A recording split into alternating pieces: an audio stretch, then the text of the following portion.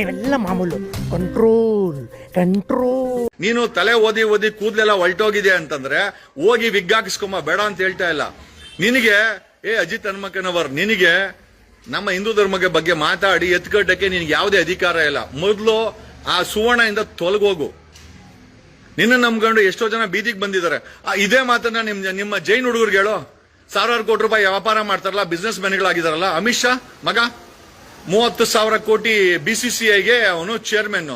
ನೀನು ಅಜಿತ್ ಹನುಮಕ್ಕನವರು, ನೀನು ಸುವರ್ಣ ಚೀವಿನಲ್ಲಿ ಒಳ್ಳೊಳ್ಳೆ ಸಂಬಳ ತಗೊಂಡು ಒಳ್ಳೆ ಚೀಫ್, ನೀನು ಸುವರ್ಣ ಚೀಫ್.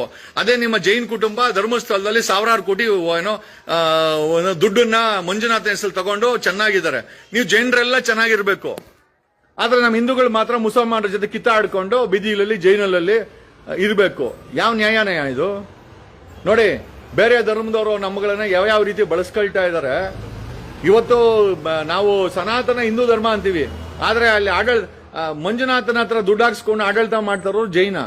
ಇವತ್ತು ಕರ್ನಾಟಕದಲ್ಲಿ ಹಿಂದೂಗಳನ್ನ ಎತ್ಕಡ್ತಾ ಇರೋದು ಮುಸಲ್ಮಾನರ ಮೇಲೆ ಸುವರ್ಣ ಟಿವಿ, ಅಜಿತ್ ಹನುಮಕ್ಕ. ಇದು ಆಕ್ಚುಲಿ ಚೆನ್ನಾಗಿರೋದು.